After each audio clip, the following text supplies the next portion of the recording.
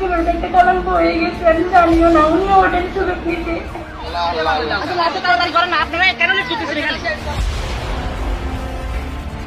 একটা না 10টা না, যদি 1000টা ছেলের সাথে আমি রিলেশন করি তবু আমি শিক্ষককে সম্মান করি। সিরাজউদ্দৌলা বলছে যে তাকে প্রথমে প্রেশার দিবা, না হলে খুন করবা, এবং খুনের পদ্ধতিও বলে দিছে আগুন লাগিয়ে খুন করবা। মাদ্রাসা বোরকা এটা নিয়ে মনে হয় এক ধরনের অ্যালার্জি আছে।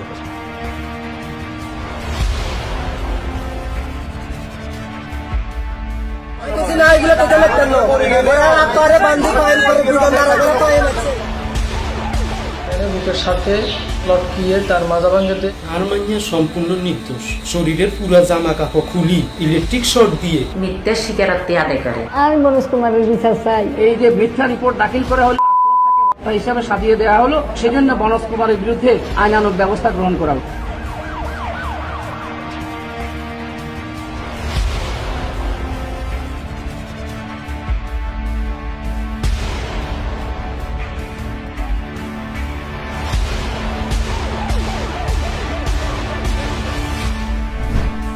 নুসরাত জাহান রাফি 2019 সালের 6 এপ্রিল ফেনীর সোনাগাজী ইসলামিয়া ফাজিল মাদ্রাসার সাইক্লোন সেন্টারের 3 তলায় আগুনে পুড়ে মারা যান।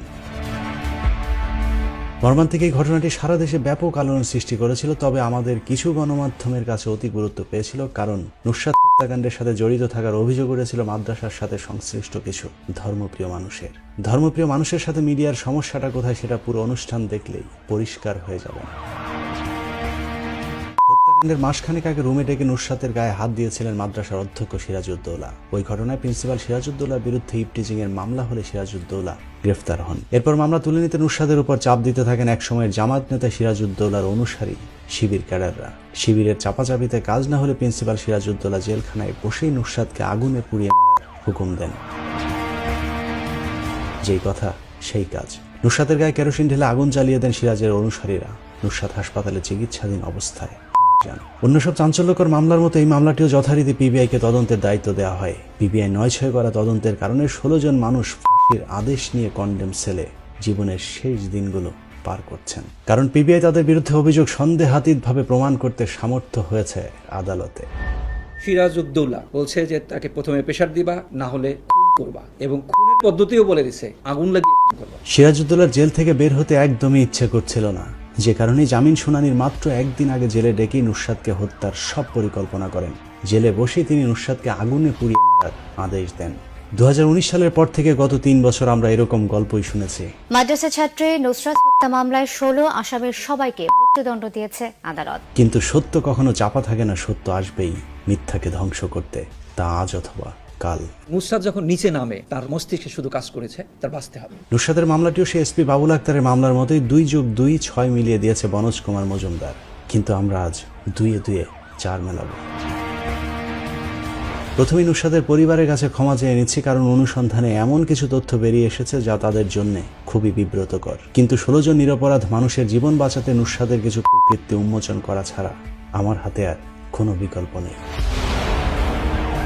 নুসরাত হত্যাকাণ্ড নিয়ে যতগুলো মিডিয়াতে খবর এসেছে সবখানি নুসরাতের বোরকা পরা একটি ছবি দেখা গেছে, তবে নুসরাতের আরেকটি জগৎ ছিল। নুসরাত যেহেতু মারা গিয়েছে সে কারণে আমাদের অনুসন্ধানে তার ব্যাপারে যা জানতে পেরেছি সবকিছু প্রকাশ করছে না, তবে ছোট করে বলে রাখি নুসরাত ছিল কিছুটা উচ্ছৃঙ্খল, প্রতিশোধ পরায়ণ এবং বদমেজাজি স্বভাবের। আর তার সবচেয়ে বড় সমস্যা যেটা ছিল সেটা হচ্ছে চারিত্রিক সমস্যা। বিভিন্ন ছেলেদের সাথে সম্পর্কের বিষয়টি আমাদের অনুসন্ধানে প্রমাণ মিলেছে। যেহেতু তিনি মারা গিয়েছেন সেহেতু সবকটি সম্পর্কের বিষয়ে আমরা আলোচনায় আনতে চাই না, তবে ন্যায় বিচারের স্বার্থে শুধু প্রাসঙ্গিক অবৈধ সম্পর্কগুলোর প্রমাণ দেখাবো। আপনাদের নিশ্চয়ই মনে আছে নুসরাতের মৃত্যুর আগে তার করা ইভটিজিং এর মামলায় মাদ্রাসার অধ্যক্ষ সিরাজউদ্দৌলা যেদিন গ্রেপ্তার হন তারপর ওই শিক্ষকের মুক্তির দাবিতে সোনাগাজীতে ব্যাপক বিক্ষোভ করেছিল এলাকাবাসী এবং মাদ্রাসার সাধারণ শিক্ষার্থীরা। কারণ অধ্যক্ষ সিরাজউদ্দৌলা এলাকায় সজ্জন ব্যক্তি হিসেবে সম্মানিত মানুষ ছিলেন। দীর্ঘ চাকরি জীবনে অধ্যক্ষের বিরুদ্ধে নারী ঘটিত একটি ছোট অভিযোগও নেই, বরং শিক্ষার্থীদের মাঝে অবৈধ প্রেম ভালোবাসার ব্যাপারে তিনি ছিলেন খুবই কঠোর। নুসরাতই প্রথম শিক্ষার্থী যিনি সিরাজউদ্দৌলার বিরুদ্ধে এ ধরনের অপমানজনক অভিযোগ করেছেন। ঘটনার শুরু 2018 সালে। নুসরাতের সাথে প্রেম ঘটিত একটি বিষয় এলাকায় ছড়িয়ে পড়লে মাদ্রাসার সম্মান রক্ষার্থে নুসরাতকে বহিষ্কার করেছিলেন অধ্যক্ষ। ছাদে গোপনে ছেলেদের সাথে কথা বলার অপরাধে নুসরাতের একটি ফোনও ভেঙেছিলেন সিরাজউদ্দৌলা। সেই ঘটনার পর পরিবারের অনুরোধে আবারও মাদ্রাসায় পড়ার সুযোগ পায় নুসরাত রাফি, কিন্তু তারপরে উচ্ছৃঙ্খল জীবনের শৃঙ্খলা ফিরিয়ে আনেনি নুসরাত। ঘটনার মাস তিনেক আগেও মিন্টু নামে তার একজন প্রেমিক সড়ক দুর্ঘটনায় মারা গেছেন। এরকম ডজনখানেক প্রেমিকের সন্ধান মিলেছে আমাদের অনুসন্ধানে। আমার জীবনটা একটা কলঙ্ক হয়ে গেছে, আমি জানিও না, উনিও ওটার সুযোগ নিতে। সোনাগাজী থানার ওসির রুমে দেয়া নুসরাতের সেই বক্তব্যের কথা নিশ্চয়ই আপনাদের মনে আছে, যেখানে নুসরাত তার একটি পাস্টের কথা বলেছিলেন। মৃত্যুর আগে নুসরাতের শেষ বক্তব্যে নুসরাত তার একাধিক সম্পর্কের কথা স্বীকার করেছিলেন। একটা না 10টা না যদি 1000টা ছেলের সাথে আমি রিলেশন করি, তবু আমি শিক্ষককে সম্মান করি। মূলত সেই ঘটনাটি সহ বিভিন্ন ছেলে ঘটিত বিষয়ে নুসরাতকে ডেকে নিয়ে শাসন করেন এবং স্থায়ী বহিষ্কারের হুমকি দেন অধ্যক্ষ সিরাজউদ্দৌলা। ওই দিন নুসরাতের দুই বান্ধবী নিশাত এবং নাসরিন সুলতানা ফুর্তিকেও ডেকেছিলেন অধ্যক্ষ, কারণ ইয়াসিন নামের মাদ্রাসার আরেক শিক্ষার্থীর সাথে তাদের দুজনের একই সাথে প্রেম চলছিল। বলে রাখা ভালো, ইয়াসিনকে অবশেষে নুসরাত মামলার আসামি করার ভয় দেখিয়ে ফুর্তির কাছ থেকে ভাগিয়ে নিশাত বিয়ে করেছেন। ইয়াসিনের বিরুদ্ধে তার আগেই পরীক্ষায় অংশ নেওয়া ছাড়া মাদ্রাসার কোনো ক্লাসে উপস্থিত থাকা নিষেধাজ্ঞা ছিল, কিন্তু তারপরেও গোপনে এই তিনজনের মেলামেশার বিষয়টি অধ্যক্ষের কানে এলে নিশাত ও ফুর্তিকেও বহিষ্কারের হুমকি দেন অধ্যক্ষ সিরাজউদ্দৌলা। এই তিনজন মিলেই সিরাজউদ্দৌলার বিরুদ্ধে ইভটিজিং এর নাটক সাজায়। মজার বিষয় হলো, অধ্যক্ষ সিরাজউদ্দৌলার বিরুদ্ধে করা ইভটিজিং এর মামলার বাদী নুসরাত আর সাক্ষী নিশাত এবং ফুর্তি। মাদ্রাসা এমনকি পুরো এলাকাতে এই তিনজনের ব্যাপারে সবার ধারণা খুবই খারাপ, যে কারণেই নুসরাতের মামলায় সকলের কাছে সম্মানিত শিক্ষক সিরাজউদ্দৌলা আটকের পর ক্ষোভে ফেটে পড়েন সাধারণ শিক্ষার্থীরা।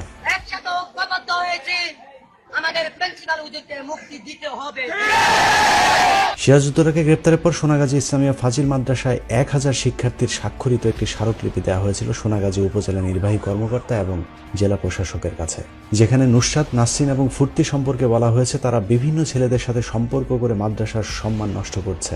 অন্যদিকে অধ্যক্ষ সিরাজউদ্দৌলা সম্পর্কে বলা হয়েছে 20 বছর ধরে তিনি মাদ্রাসায় শিক্ষকতা করছেন, কখনোই তার বিরুদ্ধে এমন অপবাদ আসেনি, যে কারণে সিরাজউদ্দৌলার বিরুদ্ধে করা মামলাটি খুবই হালকা হয়ে যায়। এরই মধ্যে মাদ্রাসায় অন্য সব শিক্ষার্থীরা নুসরাত, নিশাত এবং ফুর্তির সাথে কথা বলা বন্ধ করে দিলে নুসরাত খুব একা হয়ে যায়। সিরাজউদ্দৌলাকে ফাঁসাতে মাদ্রাসায় কারো সহায়তা না পেয়ে নুসরাত অন্য রাস্তায় হাঁটতে শুরু করে। আমাদের কাছে 2019 সালের ফেব্রুয়ারির 19 তারিখ থেকে মার্চের 27 তারিখ পর্যন্ত নুসরাতের মায়ের ব্যবহৃত 018126976167 ফোন নম্বরের কিছু গোপন নথি এসেছে, যেখানে নুসরাত বেশ কয়েকজন ছেলের সাথে প্রেমালাপের SMS আদান প্রদান করেছেন। এর মধ্যে অধ্যক্ষ সিরাজউদ্দৌলাকে শায়েস্তা করতে সোনাগাজী থানার অন্তত 2 জন পুলিশ কর্মকর্তাকে তিনি প্রেমের ফাঁদে ফেলেছেন। 1 মার্চ 2019 থেকে 25 মার্চ 2019 পর্যন্ত 9টি এবং 27 তারিখ পর্যন্ত আরও 9টি, মোট 18টি SMS এ নুসরাতের 2 পুলিশ কর্মকর্তা সহ অন্তত 4 জন প্রেমিকের সাথে চ্যাটিং হয়েছে, যেখানে দেখা যাচ্ছে নুসরাত সোনাগাজী থানার তৎকালীন সাব ইন্সপেক্টর শরীফকে স্যার সম্বোধন করে লিখেছেন, আপনাকে আমার খুব ভালো লাগে, আপনি রাগ করলেও আমার শুনতে ইচ্ছে করে। ওরা মনে করে আমি খুব ভালো আছি, আমি আসলে ভালো নেই, আপনি আমার আশা হয়ে গেছেন, আপনাকে আমি সব দিয়ে দিব। এরপরই তিনি তার আরেক প্রেমিককে লিখেছেন, তুমি আমার জীবনের স্বপ্ন হয়ে গেছো। তারপরের SMS-এই নুসরাতের এক জানের সন্ধান পাওয়া গেছে। তবে পুলিশ কর্মকর্তার সাথে তার প্রেমের সম্পর্কের কারণটি 25 তারিখের SMS-এ পাওয়া গেছে, যেখানে তিনি ওই কর্মকর্তাকে লিখেছেন, আচ্ছা স্যার, আপনি কি সিরাজউদ্দৌলাকে কিছুই করবেন না? সম্ভবত সাব ইন্সপেক্টর শরীফ কিছু করতে রাজি হয়নি, যে কারণে নুসরাত এরই মধ্যে থানার আরেকজন কর্মকর্তাকে টার্গেট করেন, কিন্তু ওই কর্মকর্তাকে অনেক চেষ্টা করেও না পেয়ে অবশেষে 27 তারিখে নুসরাত কিছুটা অভিমান নিয়ে লিখেছেন, ভাইয়া অনেক জ্বালাইছি, শেষ একটা কথা বলে যাই, শরীরের যত্ন নেবেন, আল্লাহ হাফেজ। এরপর ওই কর্মকর্তা অবশ্য 3 বার কল করেছেন, নুসরাত রিসিভ করেননি। তবে তারপরে অবশ্য তাদের মধ্যে চ্যাটিং হয়েছে, যেখানেও নুসরাত ঘুরে ফিরে ওই কর্মকর্তাকে সিরাজউদ্দৌলাকে শাস্তি দেওয়ার কথাই বলেছেন। সবশেষ ওই কর্মকর্তাকে নুসরাত লিখেছেন, সিরাজউদ্দৌলাকে শাস্তি দিতে পারলে আপনি যা যাবেন আমি তাই দেব। তাতেও কোনো আশা না মিললে নুসরাত খুব হতাশাগ্রস্ত হয়ে পড়েন। এর বাইরেও নুসরাত ওই চ্যাটিংয়ে আরও একজনের সাথে কথা বলেছেন, যেখানে খুব গুরুত্বপূর্ণ একটি বিষয় রয়েছে। নুসরাত লিখেছেন, আমি আজ অনেক খুশি, আমার সাথে আজ আমার পরিবারের মানুষেরা কথা বলেছে। এটাই প্রমাণ করে নুসরাতের পরিবারের মানুষেরাও সম্ভবত সিরাজউদ্দৌলার বিষয়টি নিয়ে তার সাথে কথা বলা বন্ধ রেখেছিলেন। সব মিলিয়ে মানসিকভাবে বিপর্যস্ত নুসরাত আত্মহত্যার পথ বেছে নেয়। শরীরে আগুন লাগিয়ে আত্মহত্যার 3 দিন আগেও গলায় ওড়না পেঁচিয়ে তিনি মরবার চেষ্টা করেছিলেন, যার সাক্ষী সোনাগাজী স্বাস্থ্য কমপ্লেক্সের সামনের ফার্মেসি মালিক সহ নুসরাতের অনেক প্রতিবেশীরাও। আমার সোনাগাজী হাসপাতালের সামনে ওষুধ ফার্মেসি থাকার কারণে আমিও এটা সচক্ষে দেখেছি এবং এটা সাক্ষী, এবং এখানে যারা উপস্থিত ছিল তারাও এই ঘটনাটা জানে। নুসরাতের বাড়িতে নুসরাত বাথরুমের মধ্যে উদ্ধার করার চেষ্টা করছে। তার বাইরে মানে আমাদের সামনে বাথরুম থেকে উদ্ধার করে সোনাগাজী হাসপাতালে চিকিৎসার জন্য নিয়ে যায়।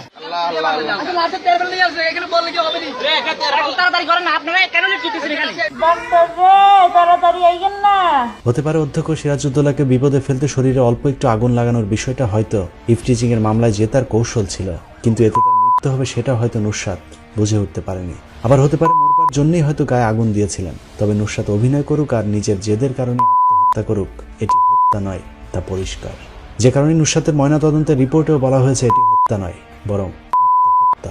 পোস্টমর্টম রিপোর্ট, সেখানেও কোনো হত্যাকাণ্ডের বিষয় উল্লেখ নাই। ঘটনার দিন সেখানে দায়িত্বরত পুলিশের কনস্টেবলও জানিয়েছেন নুসরাত যখন শরীরে আগুন দিয়ে নিচে নামেন তখন সেখানে অন্য কাউকে দেখা যায়নি। সিঁড়ি বলে তার একটা দরজা ছিল, ওইখানটা লাভ দিয়ে সিঁড়ি দিয়ে উপরে উঠি, ওই নুসরাত জাহান রাফিকে দেখি আগুন নিয়ে নিচে নামতেছে। আপনি যাওয়ার সাথে সাথে কোনো লোকজন দেখতে পান? আমি ওইখানে কোনো লোকজনকে দেখতে পাই। কিন্তু নুসরাতের আত্মহত্যা সেই ঘটনাকে হত্যা হিসেবে প্রতিষ্ঠিত করে পিবিআই প্রধান বনোজ কুমার যা করেছেন তা দক্ষিণের সিনেমাকেও হার মানায়। এই আত্মহত্যার ঘটনাকে হত্যা হিসেবে প্রতিষ্ঠিত করতে গিয়ে বনোজ বেশ কয়েকটি ধাপে এগিয়েছেন। প্রথম ধাপে বনোজ নিহত নুসরাতের মৃত্যুর আগে দেয়া বক্তব্যটি গোপন করেন। আমি কি বলবো? মৃত্যুর আগে নুসরাতের যে বক্তব্য পিবিআই রেকর্ড করেছিল সেই বক্তব্যের কথা পিবিআই মৃত্যুর 3 দিন পর্যন্ত স্বীকার করেননি। নুসরাত মারা যাবার পর পিবিআই যা বলেছে আমরা তাই বিশ্বাস করেছি, আর আমাদের গণমাধ্যমও তাই প্রচার করেছে। এভাবেই পিবিআই নুসরাতের বক্তব্য পাল্টে নিজেদের ইচ্ছা মতো গল্প সাজিয়েছে।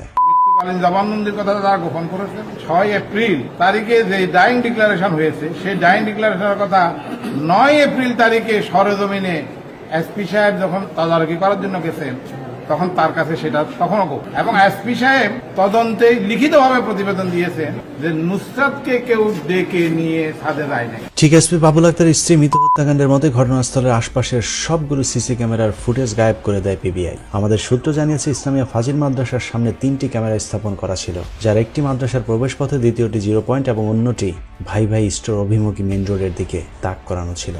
সোনাগাজীর পৌরসভার 0 পয়েন্টে 3টি সিসি ক্যামেরা স্থাপন করা ছিল। এর মধ্যে একটি ক্যামেরা 0 পয়েন্ট থেকে ফাজিল মাদ্রাসার দিকে তাক করানো, অন্যটি মডেল থানার দিকে, আর আরেকটি ক্যামেরা সোনাগাজী ফেনী সড়কের সিএনজি স্ট্যান্ডের দিকে বসানো হয়েছিল। কলেজ রোডের মুখে 2টি ক্যামেরা ছিল, যার একটি বালিকা বিদ্যালয়ের দিকে, অপরটি কলেজ রোডের সামনের রাস্তার দিকে। এছাড়া বালিকা বিদ্যালয়, সোনাগাজী সরকারি কলেজ, তাকিয়া রোডের কাঁচা বাজারের প্রবেশপথ, সরকারি সাবের পাইলট উচ্চ বিদ্যালয়, পশ্চিম বাজারের সিঙ্গার শোরুমের সামনে ছাড়াও মাদ্রাসার আশপাশে অন্তত 100টি ক্যামেরা বসানো ছিল। এই সবগুলি ক্যামেরার নিয়ন্ত্রণ ছিল পৌরসভা আর থানা কর্তৃপক্ষের কাছে। ওই ক্যামেরাগুলোর ফুটেজ বিশ্লেষণ করলে এই মামলার সব প্রশ্নের উত্তর পাওয়া যেত, কিন্তু পিবিআই এসব ফুটেজের 1 সেকেন্ডও প্রকাশ করেনি। এমনকি আদালতেও তারা এই ফুটেজের কোনো অংশ জমা দেননি। পিবিআইয়ের বক্তব্য অনুযায়ী আসামিরা সব নুসরাতের হত্যার পর মাদ্রাসার প্রধান ফটক দিয়ে পালিয়েছে। তাহলে প্রশ্ন হচ্ছে, এতগুলো ক্যামেরার মাঝে একটি ফুটেজও আসামিদের একজনেরও ভিডিও চিত্র কেন নেই? ঘটনার পরপর মডেল থানার ওসি সবগুলো ক্যামেরার সিসিটিভি ফুটেজ জব্দ করেন, কিন্তু ঘটনার 3 দিন পর মামলাটি পিবিআইয়ের কাছে গেলে তারা অনেকটা জোর করে ওসি তদন্ত কামাল হোসেনের কাছ থেকে সিসি ক্যামেরার ফুটেজগুলো নিজেদের নিয়ন্ত্রণে নেন। ফুটেজগুলো পিবিআইয়ের কাছে যাবার পর সেই ফুটেজ আর কখনোই কেউ দেখেনি।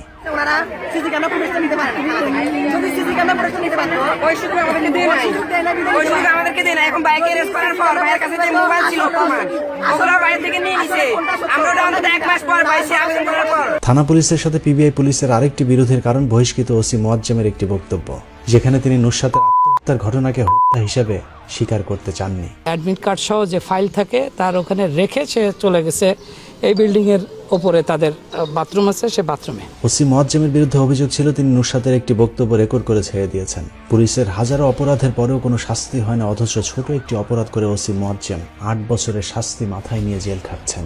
মোয়াজ্জেমের মূল অপরাধ ছিল তিনি নুসরাতের মৃত্যুকে আত্মহত্যা বলেছিলেন, যে কারণে ওসি মোয়াজ্জেমকে চাকরিচ্যুত করার পেছনেও কলকাঠি নেড়েছেন বনোজ কুমার মজুমদার। ফেনীর একটি সূত্র জানিয়েছে বনোজ কুমারের পরামর্শে ব্যারিস্টার সুমন ওসি মোয়াজ্জেমকে ফাঁসাতে সহায়তা করেছেন। সাবেক ওসি মোয়াজ্জেমের বিরুদ্ধে গ্রেপ্তারি পরোয়ানা জারি করেছেন। আমি ধন্যবাদ জানাচ্ছি পিবিআইকে। আমার জীবনে এত সুন্দর স্পষ্ট অল্প সময়ের মধ্যে এরকম রিপোর্ট আমি দেখিনি। ওসি মোয়াজ্জেমের ব্যাপারে ব্যাপক তৎপরতা দেখালেও সোশ্যাল মিডিয়াতে গরিবের ব্যারিস্টার খ্যাত সুমনের কাছে দাড়ি টুপির কারণে কথিত টিপ কাণ্ডে চাকরি হারানো পুলিশ কনস্টেবল আইনি সহায়তা চাইতে গেলে ব্যারিস্টার সুমন তাদেরকে দূর দূর করে তাড়িয়ে দেন।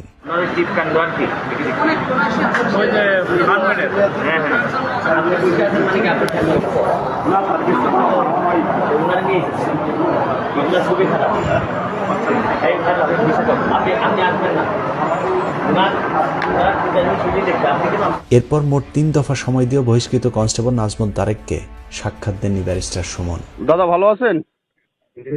দাদা ওই যে আমি সুমন স্যারের সাথে একটু দেখা করতে গেলাম, আজ কদিন ধরে তো দড়ির পরে আছি, দেখাই করতে পারতেছি না, বাসায় গেলাম তাও দেখা করতে পারলাম না। হ্যাঁ আমার তো একটু কথা। স্যার তো হাইকোর্টে নাই, বাসায় চলে আসছে। স্যার কখন গেছে? এই তো ঘন্টাখানে। আচ্ছা আমার এই যে বাসায় যেতে গেলো, বাসায় গেলাম, বাসাতে আবার হইলো যে বাসায় দেখা করবে না। আসলে তার ফেসবুকে বিভিন্ন লোক তার প্রতি সন্তুষ্ট বিদায়, তার ভালো কর্ম বিদায় আমার একটু তার সাথে দেখা করতে গেছে, কিন্তু স্যার আমার সাথে দেখাই করলো না, বুঝলাম না। হ্যাঁ উনি তো আর বসে থাকেন না, স্যার তো ব্যস্ত থাকেন না। না সেদিনকে আসলাম স্যারের কাছে আমি কাগজপত্র নিয়ে, স্যার বললো চেম্বারে দেখিয়ে। চেম্বারে গেলাম, চেম্বারে তো বলছে যে না চেম্বারে যাওয়া লাগবে না, বাসায় যাও। বাসায় গেলাম, বাসায় যেয়ে পেলাম না। আজ কদিন এসে তো চিটারির পরে আছে, আমি খুব কষ্ট পেলাম। এত ভালো মানুষ, এত সুনাম তার বাংলাদেশে, তার কাছে এরকম ব্যবহার আশা করলে আসলে কষ্ট লাগে খুব। আমার তো ওসি মুয়াজ্জেম সাহেবের সাথে কোনো ব্যক্তিগত শত্রুতা ছিল না, যে অপরাধ তিনি করেছেন তাকে বিচারের মুখোমুখি করতে আমি চেয়েছিলাম। এভাবেই দেশের গুরুত্বপূর্ণ ইস্যুতে চুপ থাকা সুমন ওসি মুয়াজ্জেমের ব্যাপারে গর্জে উঠে সাধারণ মানুষের সস্তা ভালোবাসা কুড়িয়েছিলেন। সেই সাথে বনজ কুমারের রাস্তাও পরিষ্কার করতে সহায়তা করেছিলেন ব্যারিস্টার সুমন। ওসি মুয়াজ্জেমের চাকরি যাবার পর সোনাগাজী থানার পুলিশ নিতান্তই দর্শকের মতো বনজের নাটক দেখেছে। দুপুরে সোনাগাজী সরকারি কলেজ সংলগ্ন খাল থেকে বোরকাটি উদ্ধার করা হয়। নাটকের শুরুটা হয় কথিত বোরকা কাণ্ড নিয়ে। বলা হয়েছিল খুনিরা সেদিন যে বোরকা পরে নুসরাতের গায়ে আগুন দিয়েছিল সেই বোরকাটি মাদ্রাসার পাশেরই একটি পুকুরে ফেলে রেখে যায়। পিবিআই ঘটনার প্রায় 1 মাস পর সেই বোরকা পুকুর থেকে উদ্ধার করেছে। একেবারে নতুনের মতো চকচকা সেই বোরকা উদ্ধারের একদিন আগের একটি ভিডিও অবশ্য আমাদের হাতে এসে পৌঁছেছে, যেখানে দেখা যায় বোরকা উদ্ধারের একদিন আগেই পিবিআই কর্মকর্তা অজিত সেই পুকুরে নেমে আগের দিনই বোরকা রেখে গিয়েছিলেন। এই অজিত ফেনীর সোনাগাজীতে বিভিন্ন মানুষকে নুসরাত হত্যা মামলায় ফাঁসিয়ে দেওয়ার ভয় দেখিয়ে বাণিজ্য করেছেন। কিছুদিন আগে অবশ্য তিনি গাড়ি চাপা পড়ে মারা গেছেন। সেদিনের উদ্ধার করা সেই নতুনের মতো বোরকা দেখে সবাই বুঝে গিয়েছিল এটা পিবিআইয়ের নাটক, কিন্তু কেউ কোনো কথা বলতে পারেনি, কারণ যারাই পিবিআইয়ের নাটকে বাধা হয়ে হত্যাকে আত্মহত্যা বলার চেষ্টা করেছে তাদেরকে আসামি করে মুখ বন্ধ করে দিয়েছে পিবিআই। সবার আগে টার্গেট করা হয় সিরাজউদ্দৌলার পক্ষে আন্দোলনকারী শিক্ষার্থীদের। সেটার প্রমাণ দেখা যায় যারা প্রিন্সিপালের পক্ষে স্মারকলিপিতে স্বাক্ষর করেছিল তাদের মধ্যে প্রথম সারির সবাই এখন ফাঁসির আসামি। এদের মধ্যে সবচেয়ে প্রতিবাদী ছিল নুরুদ্দিন, যে কারণে সিরাজউদ্দৌলার পরেই তাকে মামলার 2 নম্বর আসামি করা হয়েছে। সকল সমাজকে নিয়ে একসাথে ঐক্যবদ্ধ হয়েছে, আমাদের প্রিন্সিপাল হুজুরকে মুক্তি দিতে হবে। এ মামলায় 2 জন নিরপরাধ হাফেজকে আসামি করা হয়েছে। এর মধ্যে স্বাক্ষর করা প্রথম 3 জনের মাঝে একজন হাফেজ আব্দুল কাদের। নুসরাত হত্যা মামলার সবচেয়ে বড় ট্র্যাজেডি 7 মাসের শিশু সহ কামরুন নাহার মনির হাতে হাত করা। তার ফাঁসির আদেশের পর আদালত চত্বরে এক হৃদয় বিদারক দৃশ্যের অবতারণা হয়।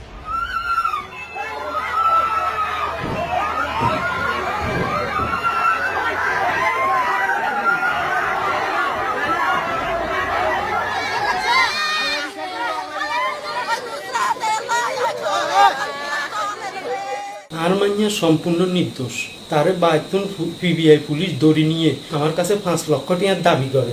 আর যাই গরিব মানুষ, আজ যদি পিবিআই রে 5 লাখ টাকা দিতাম আর নির্দোষ নিরপরাধ মাইয়া আর যার বুকে থাকতো। আমার স্ত্রী কামরুন নাহার মনিকে পিবিআই তার সে যে 5 মাসের অন্তঃসত্ত্বা ছিল এই জিনিসটা সম্পূর্ণ গোপন করে তাকে রিমান্ডে নিয়ে তাকে যৌন হেনস্থা করে, এবং তার বাচ্চা মানে আমার যে বাচ্চা, আমার যে সন্তান যে রাথিকে মানে পেট ফুটো করে মানে ড্রিল মেশিন দিয়ে পেট ফুটো করে দিবে এমন ভয় দেখে তার কাছ থেকে জবানবন্দি আদায় করে। ফেনীর যে তদন্ত কর্মকর্তা শাহ আলম, এর সাথে আরেকজন ছিল, ওনার নাম হচ্ছে কৌশিক দাস, ওনার হচ্ছে রতেক। আমি যখনই পিবি অফিসে যাইতাম উনি আমাকে একটা জিনিস বারবার করে বলতো যে মাদ্রাসা কেন পড়াইছস। ইন্সপেক্টর রতেক আমাকে মানে এভাবে পর্যন্ত বলছে যে তুই একটা যে ভালো মেয়ে বিয়ে করতে পারলি না, এটাই আমার জীবনের সবচেয়ে বড় যেন কাল হয়ে দাঁড়াইছে। আমি কেন মাদ্রাসায় পড়াইলাম আর সে কেন মাদ্রাসায় পড়ছে, এই জন্য মনে যেন তাকে ডেকে এনে মনে যেন তাকে আসামি করা হয়েছে।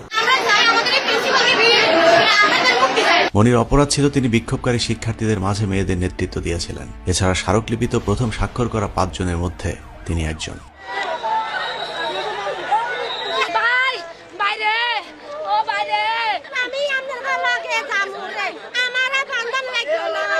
এভাবে পিবিআইয়ের কাজে যে বাধা হয়েছে তাকে আসামি করা হয়েছে। মামলার 8 নম্বর আসামি প্রভাষক আফসার উদ্দিন, যার সাথে নুসরাতের 2019 সালের 27শে মার্চ করা একটি খুদে বার্তার রেকর্ড এখন আমাদের হাতে, যেখানে সিরাজউদ্দৌলাকে শাস্তি দিতে না পারলে নুসরাত আত্মহত্যার হুমকি দেন। ওই শিক্ষক তখন বলেছিলেন, না তুমি মরবা কেন, সাহস রাখো, আমরা এর শেষ দেখে ছাড়বো, ভয় পেও না, মাদ্রাসায় এসে বাকি কথা হবে। জানা যায় মাদ্রাসার শিক্ষক এবং ম্যানেজিং কমিটির মাঝে দুটি পক্ষ ছিল। আফসার উদ্দিন অধ্যক্ষের বিপক্ষে অবস্থান করতেন, যে কারণে তিনি নুসরাতকে দিয়ে অধ্যক্ষকে শায়েস্তা করতে চেয়েছিলেন। তবে আত্মহত্যাকে তিনি সমর্থন করেননি, যে কারণেই নুসরাতকে SMS এর বিষয়টি পিবিআইকে জানাতে গেলে পিবিআই উল্টো তার ফোন কেড়ে নিয়ে তাকে আসামি করেন। আমার হাজবেন্ড নুসরাতের প্রাইভেট টিচার ছিল।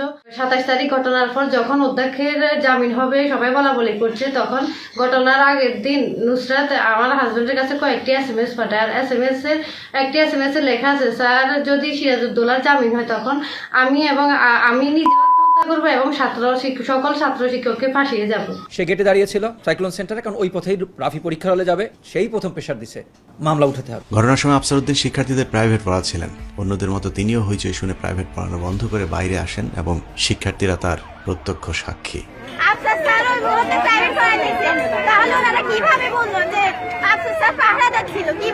যেদিন ঘটনা করছে ওই দিন আফসার স্যার তোমাদেরকে প্রাইভেট পড়াচ্ছিল ঘটনার সময়।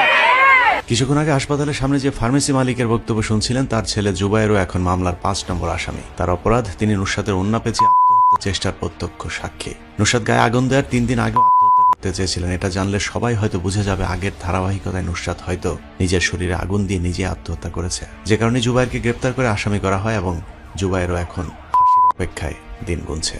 আমার ছেলেকে পিবিআই এখান থেকে ধরে নিয়ে ফ্যানের হুকের সাথে লটকিয়ে তার মাজা ভাঙে দেয় এবং পায়ের মধ্যে ড্রিল মেশিন দিয়ে ছিদ্র করে দেয় এবং বিভিন্নভাবে বৈদ্যুতিক শক দিয়ে তার থেকে মিথ্যা শেয়ারটি আদায় করে। বাবুল আক্তারের কথিত কোপাইলি কেন তোকে কোপাইতে বলছে কেন ফোন রেকর্ডের মতো নুসরাত হত্যাকাণ্ড বনোজ কুমার একটি ফোন রেকর্ড ছাড়িয়ে দিয়েছিল। হ্যালো হ্যালো, জি আসসালামু আলাইকুম ভাইয়া। ভাইয়া আপনি কোন রে? আমি বাসায়। ওই খবর শুনছেন না ভাইয়া? হ্যাঁ, তুমি জীবন কি অবস্থা? আয় তো ভাই বাড়িতে, আয় তো দিয়ে দেয় না আজকে পরীক্ষা দেন বাইরে দেন। আচ্ছা তুই আয়, তোরা আয় না তো ওর নাকি আচ্ছা আইতাম না তাহলে কেন না। আচ্ছা ঠিক আছে, কয়েক সেকেন্ডের সে ফোন রেকর্ডের কোথাও হত্যার পরিকল্পনা কিংবা হত্যার সাথে জড়িত থাকার কোনো কথা নেই। তারপরে ওই রেকর্ডের উপর ভিত্তি করে মামলার 3 নম্বর আসামি শাহাদত হোসেন শামীম এবং 5 নম্বর আসামি কাউন্সিলর মাকসুদ এবং এজাহার বহির্ভূত আসামি রুহুল আমিনকে ফাঁসানো হয়েছে। অথচ তৎকালীন উপজেলা আওয়ামী লীগের সভাপতি এই রুহুল আমিনই নুসরাতের করা প্রথম মামলায় অধ্যক্ষকে পুলিশ ডেকে ধরিয়ে দিয়েছিলেন। যখনই আমি শুনছি তখনই আমি এখানে ঢুকলাম। এখানে ঢুকিয়াই অধ্যক্ষ অফিসে আসছিল দোতলায়, ওখান থেকে অধ্যক্ষরে আমি নামাই, ওসিরে ফোন দিয়ে পুলিশকে আনাই, পুলিশকে ওসি তাৎক্ষণিক আমার কাছে পুলিশ পাঠাইছে, আমি পুলিশের হাতে সোপর্দ করে দিয়েছি সবাই স্যারকে। এটা দিয়ে আমি ঢাকা চলে গেছি। এই মামলায় বনোজ কুমারের সবচেয়ে ভালো ব্যবসা হয়েছে উপজেলা আওয়ামী লীগের সভাপতি রুহুল আমিনকে আটকের পর। রুহুল আমিনকে ছেড়ে দেওয়ার আশ্বাস দিয়ে তার কাছ থেকে প্রায় 4 কোটি টাকা হাতিয়ে নিয়েছে পিবিআই। আমাদের আওয়ামী লীগের সাবেক সভাপতি রুহুল আমিন ভাই এবং পৌর আওয়ামী লীগের সাবেক সাধারণ সম্পাদক মকসুদ আলম মকসু ভাই, আজকে আমি মনে করব বিনা দোষে তারা আজকে কারাবাস করছে। রুহুল আমিনের সাথে তার অনুসারী কাউন্সিলর মাকসুদ এবং কথিত ফোন রেকর্ডের অপর প্রান্তে থাকা স্থানীয় ছাত্রলীগের প্রচার সম্পাদক শাহাদত হোসেন শামীমকেও এই মামলায় কৌশলে আসামি করেছে পিবিআই। কাউন্সিলর মাকসুদের কাছ থেকে পিবিআই এই পর্যন্ত 39 লাখ টাকা হাতিয়ে নিয়েছে। রিমান্ডে থাকাকালীন এবং তার আগে পরে পিবিআইকে দেওয়ার জন্য উত্তোলন করা টাকার সেই নথিও পরিবারটির কাছে রয়েছে। অনেক নির্যাতন চলতেছে, মারধর চলতেছে, দেখতেছি এক পর্যায়ে আমার বাবার কণ্ঠ শোনা যেতেছে। পরে আমি ওইখানে যে পিবিআই সদস্যরা ছিল তাদের হাত পা ধরে জোরাধরি করে কান্নাকাটি করি যে আমার বাবারে ছাইরা দেন, আমার বাবা তো নির্দোষ। বলার পরে আমারে ওনার কোনো কথা শুনে না, আমার গাদ ধাক্কা দিয়ে বাইর করে দেওয়ার পর আমি কিছু না করতে পারে বাড়িতে চলে আসছি। বাড়িতে আসার পর ওই দিন রাত্রে পিবিআই শাহ আলম ছোট কাকাকে কল দেওয়া হয়, তোর ভাই যদি রিমান্ড থেকে বাঁচানো হয় তুই 40 লাখ টাকা দিয়ে দিবি বনোজ কুমার স্যারের জন্য। বনোজ কুমার আমাকে হুমকি দিতেছে, ফোন দিয়ে বলতেছে যে তুই তোর ভাইকে বাঁচাতে চাস তাহলে আমাদের সাথে যোগাযোগ কর। আমাদের বনোজ কুমার স্যারের সাথে কথা হয়েছে, তাদেরকে 40 লাখ টাকা দিতে হবে, দিলে তোর ভাইকে মামলা থেকে বাদ দিয়ে দেবো, রিমান্ডে কোনো নির্যাতন করবো না। আমার বাইরে যে মোবাইলটা ছিল যেটা মেসেজ যায় ওই মোবাইলটা পিবিআইয়ের কাছে জব্দ ছিল। আমরা ব্যাংক থেকে যদি 1 লাখ টাকা উঠাই 1 লাখ টাকার মেসেজ তাদের কাছে চলে যায়। এভাবে নিতে নিতে আমাদের কাছে 5 লাখ 10 টাকা নিতে বনোজ কুমারের কথা বলে আমার কাছ থেকে টোটালে 10 লাখ 20 লাখ করে 40 লাখ টাকার মতো নিছে। হতে পারে আসামিদের পরিবারগুলো সবাই মিথ্যা বলছে, তাদের কথা বিশ্বাস না করে চলুন আমরা নিজেরাও একটু অনুসন্ধান করে দেখি আসলে কোনটা সত্য আর কোনটা মিথ্যা। শাহাদত এবং শামীম সেই হত্যার পরিকল্পনা করে। এই ধরুন মামলায় সাজাপ্রাপ্ত ছাত্রলীগ নেতা শামীমের কথাই ধরা যাক। শামীমের কাছ থেকে পিবিআই জব্দকৃত মোবাইল নম্বরটি হলো 018460805565। পিবিআই মামলার অভিযোগপত্রে উল্লেখ করেছে শামীম অন্য আসামিদের নিয়ে 4 এপ্রিল 2019 তারিখ সন্ধ্যা থেকে রাত 12টা পর্যন্ত মাদ্রাসার হোস্টেলে বৈঠক করেন এবং সেখানেই নুসরাত হত্যার পরিকল্পনা চূড়ান্ত হয়। 6 এপ্রিল সকালে শামীম সহ অন্য আসামিরা মাদ্রাসার সাইক্লোন সেন্টারের ছাদে ভোর থেকে অবস্থান করছিলেন। সকাল 9:45টার দিকে নুসরাত পরীক্ষা দিতে মাদ্রাসায় গেলে তাকে ছাদে ডেকে নিয়ে হাত পা বেঁধে কেরোসিন দিয়ে আগুন লাগিয়ে আসামিরা পালিয়ে যায়। তার মানে ঘটনার দিন 6 তারিখ সকাল থেকে 10:30টা পর্যন্ত শামীম মাদ্রাসার ভেতরেই ছিলেন। শামীম তার জবানবন্দিতে বলেছে নুসরাতের মুখ সে চেপে ধরার কারণে তার মুখের অংশে কেরোসিন দেওয়া যায়নি। পিবিআইয়ের বক্তব্যের সাথে শামীমের 018460805665 নম্বরের লোকেশন যাচাই করতে গিয়ে আমাদের অনুসন্ধানে যা উঠে এসেছে তার সাথে পিবিআইয়ের বক্তব্যের কোনো মিল নেই। 2019 সালে 4 এপ্রিল বিকেল থেকে রাত 12টা পর্যন্ত শামীমের ফোনের অবস্থান ছিল ভুয়া বাজার ও মদিনা বাজার এলাকায়, যেখানে শামীমের নিজের বাড়ি। শামীম তার জবানবন্দিতে বলেছে ঘটনার আগের দিন 5 এপ্রিল বিকেলে সে তার নিকট আত্মীয়কে বিমানবন্দরে পৌঁছে দিয়ে আসতে যান। 6 এপ্রিল রাত 3টার পর সে আত্মীয়কে বিমানবন্দরে পৌঁছে দিয়ে আবার ফেরত আসেন। সকাল 8টায় সোনাগাজী বাজার হয়ে ভুয়া বাজারে বাড়িতে চলে যান। শামীমের বিবরণ অনুযায়ী তার অবস্থানের সত্যতা মিলেছে। ঘটনার দিন 6 এপ্রিল ভোর 5:01:10 সময় শামীমের ব্যবহৃত 018460805665 মোবাইল নম্বর থেকে 018510406468 এই নম্বরের একজনের সাথে 16 সেকেন্ড কথা হয়, যখন শামীমের মোবাইলের অবস্থান ছিল আলমভিলা হাউস 1105 ওয়ার্ড 5 ধানসিঁড়ি আবাসিক এলাকা চান্দিনা কুমিল্লায়। এরপর সকাল 8:25 29 শামীমের মোবাইলে 0182932767 নম্বরে দুটি SMS আসে, যখন তার অবস্থান ছিল মদিনা বাজার জিপি সোনাগাজী ফেনী। সকাল 9:20 018852625503 নম্বর থেকে কল আসে এবং তাদের মধ্যে 200 সেকেন্ড কথা হয়। ওই সময় শামীমের মোবাইলের লোকেশন ছিল মদিনা বাজার জিপি সোনাগাজী ফেনী, অর্থাৎ শামীমের অবস্থান দেখা যায় তার বাড়িতে। ঘটনার দিন সকাল 9:25 থেকে 10:30 পর্যন্ত শামীমের মোবাইলে যতগুলো কল এসেছে সবগুলোই মদিনা বাজার কিংবা ভুয়া বাজারের নেটওয়ার্কের আওতায়, অর্থাৎ শামীম ঘটনার সময় নিজের বাড়িতে অবস্থান করছিলেন, যা ঘটনাস্থল থেকে প্রায় 5 মাইল দূরে। আদালত যদি চায় শামীমের সাথে যাদের কথা হয়েছে ওই নাম্বারগুলোর মালিকদের সাথে কথা বললেই ঘটনার সত্যতা জানা যাবে। অথচ পিবিআই মামলার অভিযোগপত্রে উল্লেখ করেছে নুসরাত সকাল 9:45 পরীক্ষা দেওয়ার জন্য মাদ্রাসায় যায়। এর কিছুক্ষণ পর তাকে ছাদে ডেকে নিয়ে আগুন লাগিয়ে শামীম সহ অন্য আসামিরা পালিয়ে যায়, যা শামীমের অবস্থানের সাথে পুরোপুরি অসামঞ্জস্যপূর্ণ। আমার ভাইকে পিবিআই গ্রেপ্তার করার পর আমাদের কাছে 10 লাখ টাকা দাবি করে, আমরা না দেওয়ার কারণে আমার ভাইকে রিমান্ডে নিয়ে শারীরিকভাবে অনেক টর্চারিং করে, তারপরে এই মামলায় আসামি করা হয়। আমার ভাই সম্পূর্ণ নির্দোষ। এভাবে বিশেষ ধর্মের ভারতীয় দালালদেরকে যারা উপরের চেয়ারে বসিয়েছেন সেই আওয়ামী লীগকেও শায়েস্তা করতে শুরু করেছে অখণ্ড ভারতবাসীরা। মামলায় নিরীহ মানুষকে ইচ্ছে মতো আসামি করবার পর বনজ আসামিদের জবানবন্দি নিয়ে শুরু করেন কারসাজি।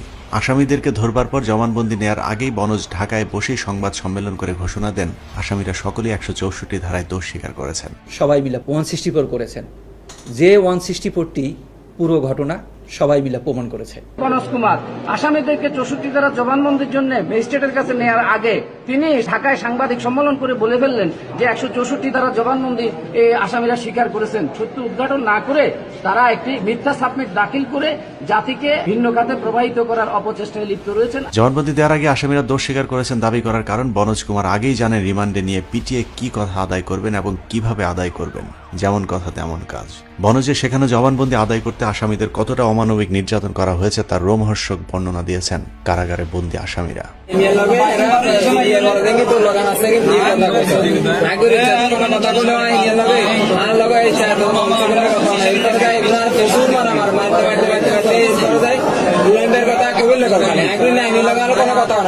যখন ধরি আনছে ধরি আনবার আরেকটি নাই 13 জনের নাম লিখে দিচ্ছে। 13 জনের ভিতরে আমি নাম জানিও না কইও না, এগুলোর ভিতরে কাশ্মীরের কাছে ফোনে যোগাযোগ করে আর মামুনিয়া শেখ মামুনিয়া এগুলো লোক ফোনে যোগাযোগ করি একজন বোর্ডে লিখে দিচ্ছে। 5 জনের দুইজন মাইয়া, একজনের নাম কইছে কফি, আরেকজনের নাম কইছে মনি। হলো জুবাইয়ের স্বামী 3 জনের নিচে আগুন দাঁড়ানি বুঝছেন আমি কিছু না, এগুলো তো কেন ওরা আত্মারে বান্ধি পায়ন করে দুজন দাঁড়া করে পায়ে মারছে, ওরা গালির ভিতরে লাঠি ভিতরে গালিতে মারছে। বোর্ডে নাম লেখা এখন দূরে করে দেখছে বডিতে কালা বোর্ডে না আমি এখন কইছি না আমি কিন্তু এবার দুই দিনে তার রেকর্ডিং করছে, রেকর্ডিং করে এগুলা দিছে ওদের কিছু একটা নতুন সাইনাস করে সব হচ্ছে জেলে আর একটা নাম করে হইতো না, তুই এগুলো নাম বলে তো সমস্যা কি আর? আমরা তো বোর্ডে লিখে দিচ্ছি, আমরা তো জানি মেয়ে হত্যা করছে, তোর কিছু হইতো না, তোর কিছু হইতো না, বুঝলেন? মুরগির কাছে আপনারাই কিনে জানাবেন, আপনার স্যারের বোর কাছে 21টা SMS আছে, মেয়েটা আত্মহত্যা করবো, এমনকি সিডি আছে, ওর গায়ে স্বীকারোক্তি দিচ্ছে পিবিএর কাছে, ওই খবর শেখ মামুনের পক্ষগণ কিভাবে জানে? ওগুলো সবগুলো বানসার, শেখ মামুন, সোনাগাজী মাদ্রাসার কাশিম হুজুর আর কাউন্সিলর শেখ মামুন, মেয়ের খোকন, মেয়ের ভাই নোমান, মেয়ের দুই বান্ধবী নিষেধ করতে 5 জনের যদি ধরি আমার জাম আছে যে আধা ঘন্টা আন্দাজে একটা রুমের ভিতরে থাকে, মেয়েটা আত্মহত্যা করছে, তার গমন পাঠিয়ে দেবে। নুসরাত হত্যা মামলায় বেশ কয়েকটি পরিবারের সাথে আমাদের কথা হয়েছে, যাদের সবাই অভিযোগ করেছে পিবিআই কর্মকর্তা কৌশিক এবং শাহ আলমের মাধ্যমে বনোজ কুমার প্রতিটি আসামির কাছ থেকে 20 থেকে 50 লাখ টাকা পর্যন্ত হাতিয়ে নিয়েছে। পেশাবের রাস্তায় কারেন্টের শর্ট দিয়ে মিথ্যে স্বীকারোক্তি আদায় করে। আর বনোজ কুমারের বিচার চাই, আর কিছু চাই না, বনোজ কুমারের বিচার চাই। বনোজ কুমারে নিয়ার হুতেরে নিয়ার নির্দোষী হুতেরে লই গেছে। এর মাঝে একজন আসামির পরিবারের সদস্যকে টাকা নিয়ে চট্টগ্রামের একটি জায়গায় দিয়ে আসতে বলা হয়েছিল। টাকা দেওয়ার সময় জনৈক ব্যক্তিকে তিনি টেলিফোনে কারো উদ্দেশ্যে বলতে শুনেছেন, বনোজ স্যার একটু পরে আসবে, তিনি এখন চট্টগ্রামের পিবিআই অফিসে লাঞ্চ করছেন। আমাদের সূত্র জানিয়েছে, কুসুম কুমারী গার্লস হাই স্কুলের পাশের নির্মাণাধীন ওই ভবনটি হয়তো বনোজ কুমারের হয়ে থাকতে পারে, যা তদন্তের অপেক্ষা রাখে। রিমান্ডে নির্যাতন না করা এবং জামিনের আশ্বাস দিয়ে পরিবারগুলোর কাছ থেকে টাকা নেওয়া হলেও কাউকে ছাড় দেয়নি বনোজ কুমার। এছাড়া সোনাগাজীর অনেকগুলো পরিবারের সন্ধান পেয়েছে, যাদেরকে মামলার আসামি করার ভয় দেখিয়ে টাকা আদায় করা হয়েছে, যদিও তারা ক্যামেরার সামনে বক্তব্য দিতে রাজি হননি। তবে 2-1 দিনের ভেতরে ঘটনার মোড় ঘুরে গেলে অবশ্যই সকলেই কথা বলবে বলে আশা করছে। এই মামলার আরেক ট্র্যাজেডি রাষ্ট্রপক্ষের 4 নম্বর সাক্ষী মাদ্রাসার দপ্তরি নুরুল আমিন। এই নুরুল আমিন নুসরাতের গায়ে আগুন লাগানোর ঘটনার প্রত্যক্ষদর্শী। তিনি সবচেয়ে ভালো জানেন এটা হত্যা নাকি আত্মহত্যা, কিন্তু পিবিআই তাকে আসামি করার ভয় দেখিয়ে রাষ্ট্রপক্ষের সাক্ষী বানিয়েছে, যদিও তার সাক্ষীতে তিনি এখন পর্যন্ত আসামিদের বিরুদ্ধে একটি কথাও বলেননি। যদিও সত্যটাও তিনি বলতে পারছেন না, কারণ পিবিআই তাকে নানানভাবে হুমকি দিচ্ছে।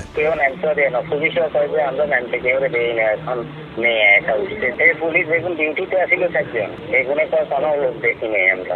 হেরা বলছে যে হেরা তো অলরেডি সিটিএ ধরে উঠে গেছে। আমি তো সব কিছু জানি, আমি সবার কাছে বলি না দোষ লোকে গেলে কেন কি জন্য নিল সেটাও তো বুঝলাম না। মিথ্যা ফ্যাক্টরি দেওয়ার জন্য বহু চেষ্টা করছে, আমি দিই নাই তো।